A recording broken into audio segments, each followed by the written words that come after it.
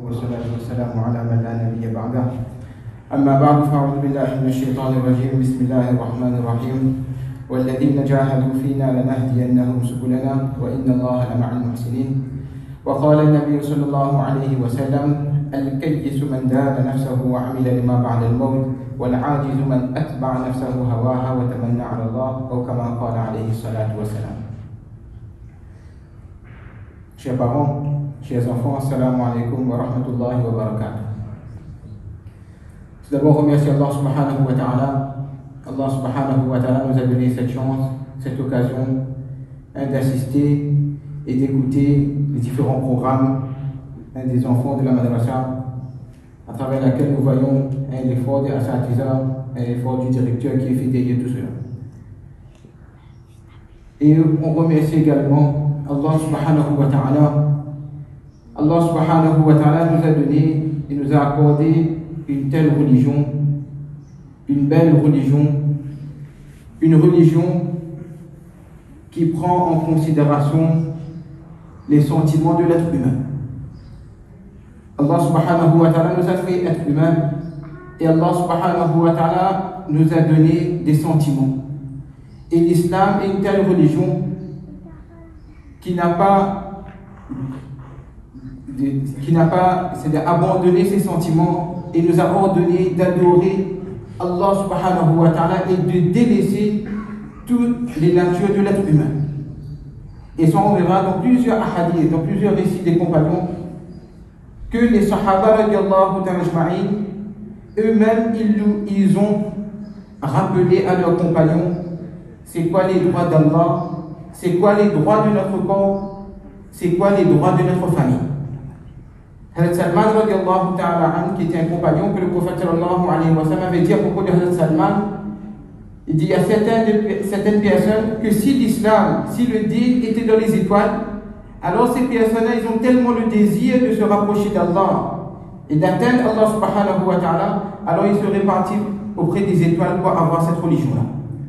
Alors Salman radiallahu ta'ala il est parti chez Abu Darda radiallahu ta'ala et en arrivant là-bas, il constate que l'épouse de Abu Darda elle est triste. Alors Salman radiallahu ta'ala elle demande à l'épouse d'Abu Darda, elle dit qu'est-ce qui se passe? Alors son épouse répond que voilà, mon mari, il a délaissé ce bas monde. Il a délaissé ce bas monde. Il n'est même plus attiré par les choses de ce bas monde. Tous les jours, il jeûne. Et toute la nuit, il passe en adoration devant Allah subhanahu wa ta'ala, il fait la salat. Donc Abu Darda, il a dit ça avec Salman radiallahu ta'ala. Alors qu'est-ce que Salman radiallahu ta'ala a fait? Il n'est pas parti voir tout de suite Abu Darda et dit madame la dirait comment que voilà, toute la journée au jeûne, le soir on fait namaz seulement. Mais c'est pas bon, ça fait comme ça. Pourquoi on fait comme ça? Abu Darda, Salman radiallahu, il n'a pas réagi comme ça. Donc dans ce récit-là, tout de suite, on voit que quand quelqu'un nous rapporte quelque chose, nous dit quoi que ce soit, sur qui que ce soit, même si c'est l'épouse, c'est la personne qui est plus proche de son mari. Là, c'est l'épouse qui a rapporté à Salman radiallahu ta'ala. Mais Salman radiallahu ta'ala, il ne sait pas tout de suite, c'est-à-dire avancer vers la parole de son épouse. Mais Salman radiallahu ta'ala, qui était l'élève du prophète sallallahu alayhi wa sallam, alors il savait comment se comporter dans cette situation. Comment se comporter dans cette situation, de ne pas prendre parti d'un côté ou bien dans l'autre, mais de vérifier les faits. Alors Salman radiallahu ta'ala, qu'est-ce qu'il a fait? Un jour, il a invité Abu Darda chez lui. Il a invité Abu Darda à l'heure du déjeuner. Et il a présenté le repas devant Abu Darda. Et quand il a vu le repas, Abu Darda dit ça, je ne mange pas parce que je suis en état de jeûne. Alors Salman a dit, tu vas manger mon repas et tu vas rompre ton jeûne. Alors Abu Darda il a écouté et il a rompu son jeûne. Arrivé le soir, Salman radiallahu ta'ala, il voit qu'Abu Darda, il va faire ses ablutions, il va commencer la salat. Alors Salman radiallahu dit, qu'est-ce que tu vas faire? Il dit, je vais faire la salat. Il dit, non, tu vas dormir. Dors. Abu Darda il a écouté, il s'est endormi. Dans la dernière partie de la nuit, maintenant Salman il va réveiller Abu Darda. Il dit, maintenant tu te réveilles, maintenant tu fais la salat. Puis Salman radiallahu ta'ala il a expliqué à Abu Darda. Il dit à Abu Darda, ton épouse a des droits sur toi, ta personne, ton corps a un droit sur toi, et ta famille a un droit, Allah a un droit sur toi. Donc donne à chacun son droit. Donc nous voyons ici Salman radiallahu ta'ala, qui était ami du prophète sallallahu alayhi wa sallam, qui désirait Allah subhanahu wa ta'ala, mais tout de suite il a enseigné à Abu Darda radiallahu ta'ala le juste milieu. Il a enseigné à Abu Darda le juste milieu. De la même manière, nous aussi, après une année, on a travaillé. Alhamdulillah, les élèves sont venus à la madrasa avec ponctualité, ils étaient assidus. Il y a des enfants de classe 1 qui viennent le matin depuis 5h20. Des fois, ils habitent dans les écarts, dans les camélias, Mougaya, etc. Nous-mêmes, des fois, en tant que professeurs, c'est comme si on est un peu petit pour ces élèves. Mais après, on pense que c'est par le sacrifice de ces enfants qui sont ma'asoum que Allah subhanahu wa ta'ala va protéger notre communauté, qu'Allah subhanahu wa ta'ala va protéger notre dîme. Donc ces enfants, ils viennent le matin, les enfants qui viennent le soir après l'école, ils prennent le bus. Il y a certains qui viennent juste pour 10 minutes parce que le temps qu'ils sortent de l'école, ils prennent le bus, ils viennent à la madrasa. Donc après une année de labeur, où on a travaillé, on est fatigué, maintenant Allah subhanahu wa ta'ala nous présente ce moment de vacances. Donc les vacances aussi, on va dire, ça fait partie de l'islam. Parce que là, comme on a dit, il a des habitudes, il se fatigue et il aime aussi, il aime un peu de changement. Donc les vacances, c'est pour mettre un petit peu de côté notre habitude, des routines de train-train de la vie. Et là maintenant, Inch'Allah, on va se reposer un petit peu. On va profiter de ces vacances. Maintenant, quand les vacances arrivent, il y a deux types de comportements. Il y a certaines personnes, quand les vacances arrivent, alors ils sont contents. Ils sont très contents. Pourquoi? Parce que durant l'année, ils ont travaillé, les enfants qui ont passé le bac, alors ils ont étudié, ils ont sacrifié leur temps pour apprendre. Maintenant, ils ont reçu leur bac. Maintenant que les vacances arrivent, maintenant ils sont contents. Les élèves de la madrasa, il n'y a plus à se réveiller tout le matin pour venir à la madrasa. Le soir, il n'y a plus de madrasa. Oui, ils sont contents parce que c'est les vacances. Mais il y a certaines personnes que pour eux maintenant, les vacances, c'est une source de stress. Et c'est un moment où il est tracassé, il est inquiet. Alors, qui va ressentir ce type de stress? Ce sont ses parents qui ne savent pas maintenant quoi faire avec leurs enfants parce que nos enfants sont en vacances. Ils ne savent pas comment occuper leurs enfants. Et pour ces parents, les vacances sont source de fardeau pour ces parents-là. Parce qu'ils ne savent pas dans les vacances qu'est-ce que mes enfants ils vont faire, où mes enfants vont passer le temps. Alors que les vacances, il est dit en ce sens, le prophète sallallahu alayhi wa sallam a dit que la source de tous les vices, c'est l'alcool. Mais il est également dit en ce sens que la source de tous les vices, c'est l'oisiveté. C'est quand quelqu'un n'a rien à faire, alors là maintenant, c'est comme si une graine qui va faire pousser toutes sortes de vices. Ibn al-Qayyim rahmatullahi alayhi disait que si quelqu'un il est libre, il a du temps libre, et il ne s'occupe pas, alors c'est Shaitan et c'est Satan qui l'occupera. Donc là, pendant ces vacances, nos enfants, ils sont libres. Maintenant, c'est de la responsabilité des parents d'occuper leurs enfants. De la responsabilité des parents d'occuper leurs enfants. Le prophète sallallahu alayhi wa sallam a dit que chaque parent, il sera questionné à propos de ses enfants. Si on a laissé nos enfants inoccupés, il a passé son temps dans on ne sait quoi, alors on aura à rendre compte à propos de ça. Et si on n'occupe pas nos enfants, alors demain, nos enfants ne nous appartiendront plus. Nos enfants ne nous appartiendront plus. Nos enfants seront les enfants de Facebook, de YouTube, de Instagram. Ce seront les enfants des copains et des copines, mais ce ne seront plus nos enfants. Pourquoi? Parce qu'on a laissé nos enfants inoccupés. On s'est éloigné de nos enfants. Ben, ces enfants, ils se sont rapprochés de d'autres personnes. Parce qu'il faut savoir que dans le monde, il y a des personnes qui investissent dans différents types de matériel pour détourner nos enfants. Par exemple, un enfant, surtout à notre époque, il peut passer des heures et des heures devant un écran et là, il est en train de jouer un jeu de combat. Peut-être les parents ne se rendent pas compte. Mais l'enfant sait qu'il passe à tuer telle chose, à tuer telle chose, à tuer telle chose. Petit à petit, c'est en train d'emmener dans cet enfant-là un sentiment de dominance. Il veut dominer. Il veut dominer. Et le premier méfait qu'il y aura, c'est que cet enfant-là, il voudra dominer ses parents. Parce que dans le jeu, on lui a enseigné à dominer, à tuer, à faire ci, à faire ça. Donc, si le parent, il n'occupe pas ses enfants avec des choses qui sont profitables à cet enfant-là, il se peut que le travail qui a été fait pendant 1 an, ou bien même de 2 ans, ou bien des fois, toute une année de scolarité à la madrasa, 8 ans, 9 ans, on a vu des cas comme ça. 9 ans, un enfant, il a passé dans la madrasa. Tous les examens, il est sorti premier. Mais le fait que les parents, il ne s'est pas soucié de son enfant, il a fait confiance à son enfant, ben, du jour au lendemain, cet enfant a basculé. L'enfant bascule du jour au lendemain. Donc, mes chers frères, mes chères sœurs, première responsabilité, c'est que nos enfants sont en vacances. Alors, première chose, c'est donner du temps pour son enfant. Donner du temps pour ses enfants, se rapprocher de ses enfants. Même si on travaille, alors au moins essayer d'avoir quelques jours de congé pour faire des activités avec nos enfants. Ça, c'est très important. Si nous, on ne donne pas du temps à nos enfants, comme j'ai dit, ces enfants-là, ils seront les enfants des autres de demain. Donner du temps à ses enfants. Être proche de ses enfants. Le prophète sallallahu alayhi wa sallam, qui était le prophète d'Allah, il était proche de ses petits-enfants. Hassan et Hussein, le prophète faisait la salat et ses petits-enfants, ils venaient sur son dos. Ils venaient sur son dos. Une fois, le prophète sallallahu alayhi wa sallam, il était dans le chemin d'Allah. Et il a entendu des enfants pleurer. Il a demandé à un compagnon d'aller voir c'est qui pleure. Un compagnon est parti, il est retourné, il a dit voilà, ben ça c'est Hadrat Hassan et Hadrat Hussein qui sont en train de pleurer. Alors le prophète sallallahu alayhi wa sallam a dit avec ce compagnon, ben va demander à la maman pourquoi ces enfants pleurent.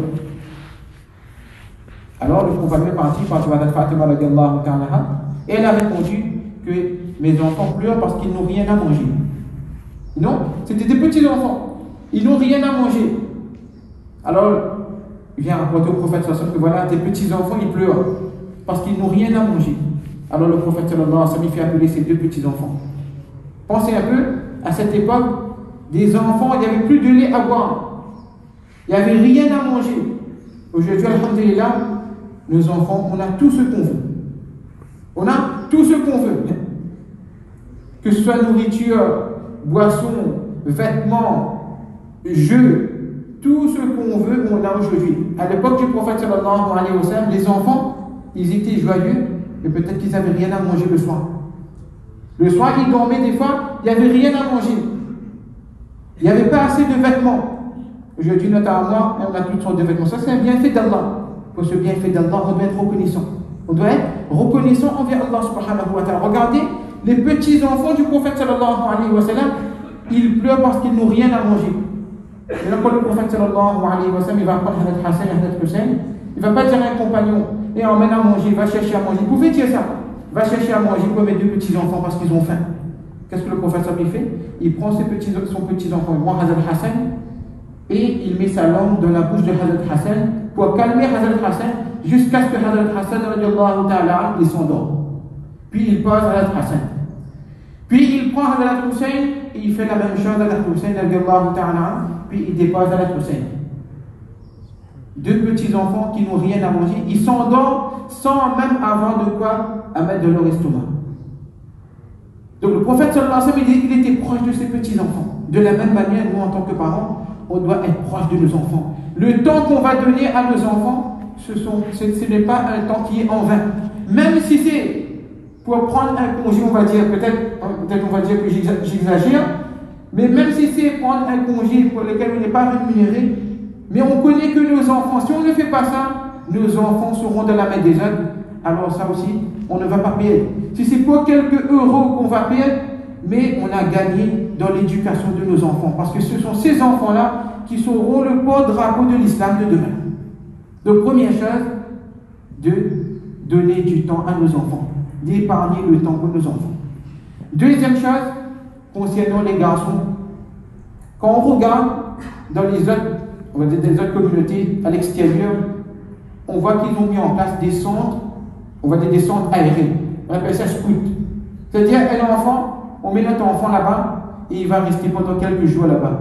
Là, ils vont faire des sorties, on va lui apprendre les règles de la vie, etc., etc. Mais nous aussi, alhamdulillah, on va dire qu'on est un scout musulman. On a un scout musulman et nos anciens peuvent nous dire le résultat qui a fait le tablir Jamaat, on va dire ça c'est le scoutisme musulman, on va dire. Combien de personnes ont changé leur vie à travers le Jamaat? Et un parent, peut-être dans les vacances, ne peut pas donner du temps à son fils. Son fils qui a déjà 12 ans, 13 ans. La maman travaille, le papa travaille. Maintenant cet enfant il est de la maison. Qu'est-ce qu'il va faire de sa maison? Alors un des moyens efficaces, mes chers frères, c'est d'organiser pour que les enfants sortent le chemin d'Allah. Il y a des jama'as qui sortent.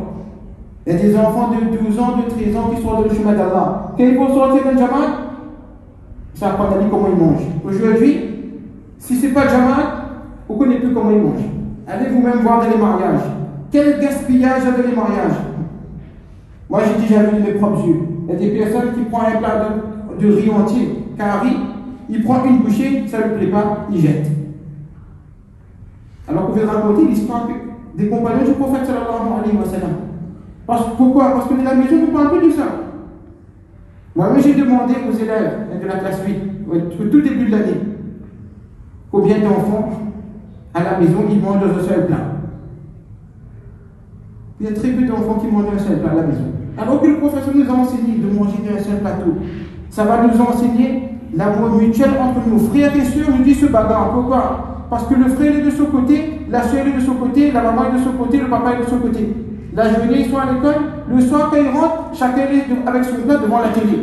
Et là aussi, si l'enfant veut raconter qu'est-ce qu'il a fait durant la journée, on lui dit comme ça, ferme ta bouche parce qu'on est en train d'écouter l'actualité, on est en train de regarder tel film.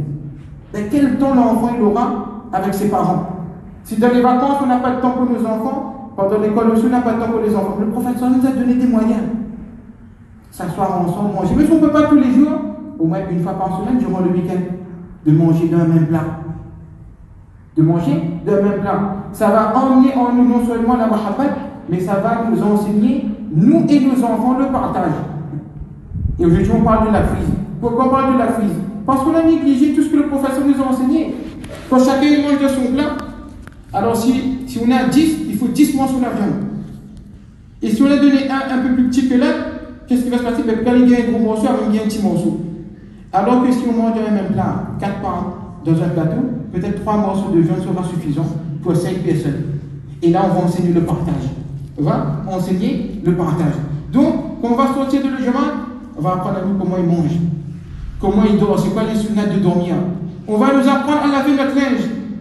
J'ai dû m'amener la plus linge, même de la maison aussi. De la maison aussi, les parents aussi, ils apprennent plus les mamans à laver le linge, à rouvrir le linge. À l'époque avant, ben maman était arrivé à un certain âge, elle dit maman, ben à votre responsabilité, c'est rouvrir le linge sur la corde. Telle responsabilité, c'est d'aller tirer le linge sur la corde. On a perdu toutes ces notions. Donc, Inch'Allah, quand on va sortir de le chemin d'Allah, on va nous apprendre à laver notre linge. On va apprendre à donner préférence à notre frère sur nous-mêmes. Donc ça, on peut dire que ça, c'est le scoutisme musulman. Donc, en tant que parents, alors d'encourager nos enfants à sortir de l'Ujama. Maintenant, sortir de l'Ujama, c'est pas seulement que voilà, mais on va évaluer là-bas. Alhamdulillah, la masjid, ça c'est la responsabilité de tout le monde. La responsabilité, c'est pas seulement la responsabilité du imam. C'est pas seulement la responsabilité des professeurs de la madrasa. La responsabilité de la masjid, c'est la responsabilité de tout le monde. Qu'est-ce que moi je fais avec mon fils pour lui donner l'amour pour la masjid? Qu'est-ce que je fais avec mon enfant pour lui donner l'amour de la masjid? Est-ce que je l'accompagne à la masjid? Est-ce que je l'accompagne dans les différents événements, activités qu'il y a dans la masjid pour que je lui donne l'amour de la masjid? Donc ça c'est deuxième conseil, d'encourager nos grands garçons, Inch'Allah, à sortir de Jama'a, à sortir de le chemin d'Allah. Et du côté des filles, peut-être qu'il n'y a pas ce système de sortie, etc. Mais en tant que maman, alors on peut encourager nos enfants. Si on ne va pas leur donner des activités durant les vacances, automatiquement ils vont passer leur temps sur l'écran. Parce qu'il n'y a pas d'autre chose à faire. Quand on réfléchit, qu'est-ce qu'il y a à faire de la maison? Il n'y a rien d'autre à faire. Et comme j'ai dit, parce qu'on a abandonné ce qu'on nous a donné avant. Avant, les filles, ils avaient pris l'habitude de coudre. Mais on parle même plus de couture. On parle même plus de couture. Alors qu'une fille, si elle coupe, elle va donner du temps à la couture. On encourage. C'est pas qu'elle est née comme ça, on encourage nos enfants, aux filles de coudre. Cette fille-là, elle va faire un vêtement pour elle. Elle va faire une robe pour elle. La robe qu'elle va porter, qu'elle-même elle a fait, il n'y aura pas le même goût que la robe qu'elle a achetée dans le magasin. Donc, à mon opinion, d'encourager les filles à se mettre à la couture. Ou bien à la cuisine. Il y a beaucoup de problèmes dans le ménage aujourd'hui parce que les filles ne savent plus cuisiner. Alors le mari, seulement des fois il travaille, et là l'épouse, tout le temps il faut aller au restaurant, il faut aller chez un tel pour manger, il faut acheter barquette ici, il faut acheter barquette ici. Déjà il y a du mal à finir le mois. Maintenant si tous les jours il faut acheter la nourriture, ça cause problème après de le couple. Donc l'occasion dans les vacances, c'est d'encourager nos filles à cuisiner, à faire des gâteaux. Et on voit qu'aujourd'hui il n'y a plus de travail. Même, on a vu le résultat du bac, il y a une diminution du pourcentage des bacheliers par rapport à l'année dernière. Pourquoi? Parce qu'il y a une démotivation des enfants. Ils voient que leurs camarades qui ont eu le bac, ils ont bac plus 3, mais il n'y a pas de travail à faire. Mais lui, il va dire, moi je vais travailler pour le bac, qu'est-ce que je vais avoir avec ce bac-là? Donc, maintenant, il faut qu'on encourage nos enfants à faire des choses qui peuvent se débrouiller eux-mêmes. Donc, d'encourager nos grandes filles à faire la cuisine. Et troisième chose, dans notre secteur, il y a pendant les vacances, il y a un endroit, il y a madrasa, il y a programme, etc. Alors, d'être réactif. Dès qu'on entend qu'il y a un programme pour les dames à un endroit, d'encourager nos filles à partir pour écouter ce programme. Tel endroit, il y a un programme, on encourage nos filles à écouter ce programme. Parce que si on pense à leur repos, non, mon fils est malade, mon fils est fatigué, mon garçon est fatigué, un jour, 2 jours, 3 jours, il est fatigué, ou bien elle est fatiguée, mais seulement elle est en train de s'occuper sur Internet, sur YouTube, sur Instagram, etc., etc. Nous, on pense qu'on est en train de faire du bien à nos enfants. Au contraire, on est en train de les former pour que demain, ils nous désobéissent. Non, quand il y a Tarlim à un endroit, encouragez nos filles à partir de Tarlim. Donc, c'est 3 conseils pour les filles. Et maintenant, pour nos élèves, donc, Inch'Allah, pendant ces vacances, alors, première chose, c'est la salat. De rester ponctuel sur la salat. Tout le temps, je dis aux enfants, la salat, si quelqu'un il est ponctuel dans sa salat, Allah subhanahu wa ta'ala aidera cette personne. On a 5 ans, on a 6 ans, on a 7 ans, on prend l'habitude depuis maintenant de faire la salat. Et à 10 ans, un parent doit veiller scrupuleusement à la salat de son enfant. Quand on a 10 ans, alors c'est obligatoire de faire le 5 salats. Et il y a un Shaitan nous a mis dans une mauvaise compréhension. C'est qu'aujourd'hui, en tant que parent, quand notre enfant arrive 13 ans, 14 ans, 15 ans, alors on pense qu'il est adolescent. Donc là, il est en crise d'adolescence. Il est en crise d'adolescence. Donc il fait des choses qu'il ne faut pas faire, donc on le laisse. Alors que si on sait, regardez vous-même sur Internet, que le mot adolescent, c'est un mot qui a été inventé. Ça n'existait pas ce mot-là. Adolescent, le mot adolescent, ça a été inventé. À l'époque du prophète sallallahu alayhi wa sallam, il n'y avait pas le mot adolescent. Soit on est enfant, soit on est adulte. Quand on devient balira d'après l'islam, on est tout de suite adulte. En réalité, ce mot adolescent, c'est un mot en réalité pour détruire nos jeunes. Pour détruire nos jeunes, parce que les parents et les enfants ont compris que adolescent, tu fais ce que tu veux, tu profites de la vie, parce que c'est le moment de profiter de ta vie. Tu expérimentes tout ce qu'il y a dans le monde. Après, Inch'Allah, quand tu auras 20 ans, 25 ans, tu vas changer ta vie.